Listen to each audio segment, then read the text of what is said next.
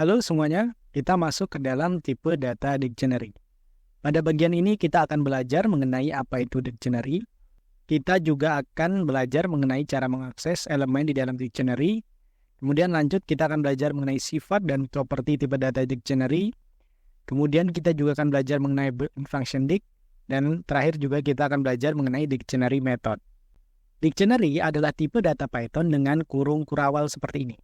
Nah, di dalamnya berisi sepasang key dan value. Seperti itu ya. Sama seperti set kurungnya, tetapi ada key dan value-nya. Contohnya seperti ini, key-nya 1, kemudian value-nya Soekarno. Kemudian key-nya 2, value-nya Hatta. Setiap elemennya dipisahkan dengan tanda koma, key dan value-nya dipisahkan dengan titik 2. Seperti ini. Nah, cara mengakses elemen dictionary, di sini ada dua cara. Caranya adalah dengan menggunakan key-nya langsung di dalam kurung siku. Kemudian cara kedua adalah dengan menggunakan metode get. Nama dictionary-nya, kemudian .get, kemudian baru masukkan nama key-nya. Dia menggunakan method.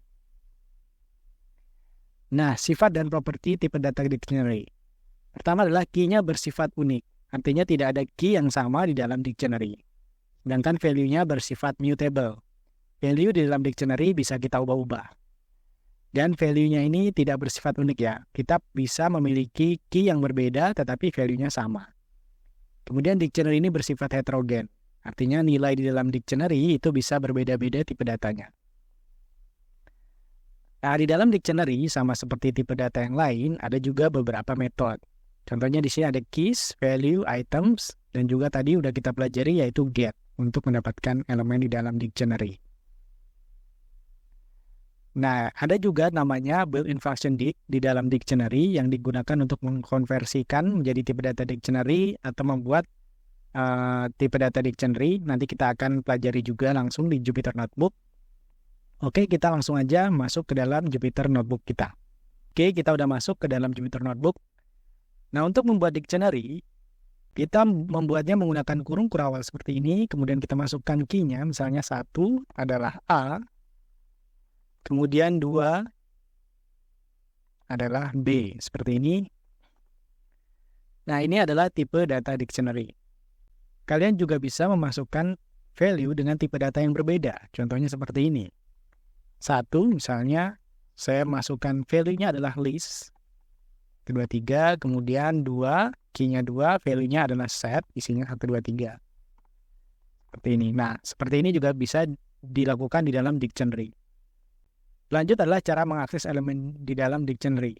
Di sini saya udah buat dictionary mengenai data karyawan ya. Saya jalankan aja. Caranya adalah dengan mengetikkan nama variabelnya, data karyawan. Kemudian dalam kurung siku, kalian masukkan nama key-nya. Misalnya di sini adalah nama. Nah, kalau kita jalankan maka dia akan mengembalikan value dari key bernama nama. Seperti ini ya. Atau misalnya umur. Nah, dia mengembalikan umurnya. Seperti itu. Itu adalah cara mengakses elemen di dalam dictionary. Yang ketiga adalah sifat-sifat dictionary. Key di dalam dictionary bersifat unik, tetapi value-nya tidak. Contohnya seperti ini. Saya buat dictionary dengan key-nya adalah 1, kemudian A, kemudian 1 lagi adalah B. Kalau saya jalankan, nah, dia hanya muncul sepasang aja. Key dan value-nya yang mana key-nya adalah 1. Yaitu yang diambil adalah yang paling terakhir, yaitu 1B ini. Gitu. Sedangkan value-nya dia bersifat tidak unik. Misalnya kita punya dictionary, 1 adalah A. Kemudian kita bisa buat lagi 2, misalnya. Key-nya 2 adalah A. Seperti ini. Nah, dia tidak menghasilkan hasil yang sama seperti sebelumnya. 1-nya masuk A, kemudian 2-nya juga masuk A, seperti itu.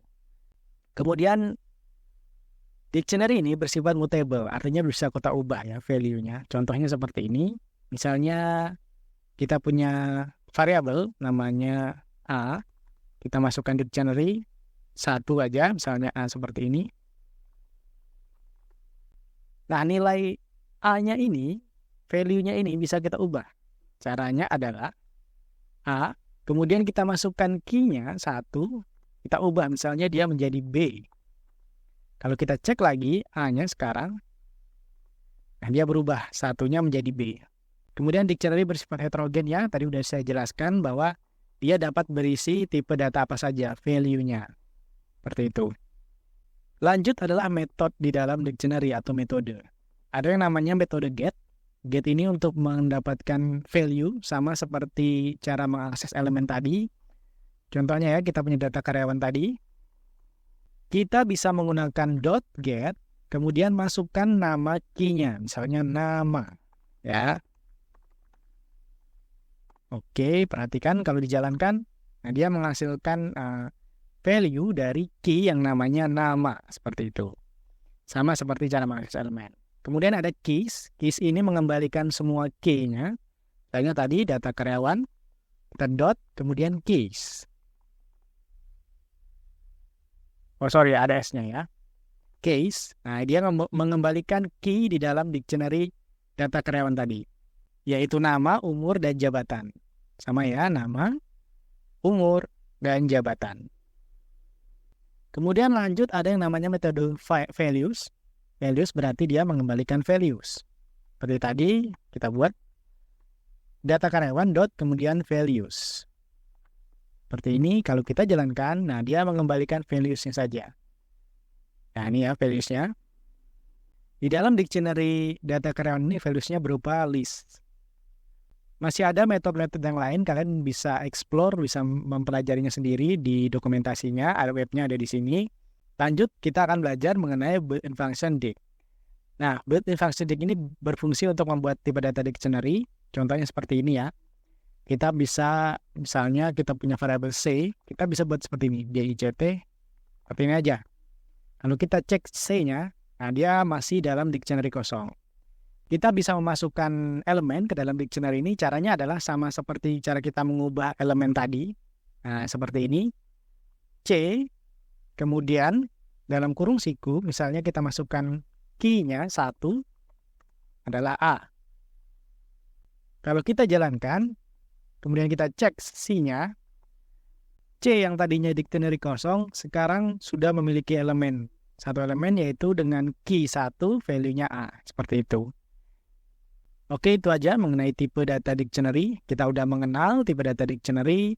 Kita udah belajar cara mengakses elemennya. Kemudian kita sudah mengetahui sifat dan propertinya. Kita juga udah belajar mengenai metode dan built-in function dengan tipe data dictionary. Ini adalah tipe data terakhir yang kita pelajari di objek dan struktur data. Kita udah mulai dari number dan berakhir dengan dictionary. Wajib bagi kalian untuk mengetahui struktur data ini karena ini adalah elemen dasar dari pemrograman Python kita.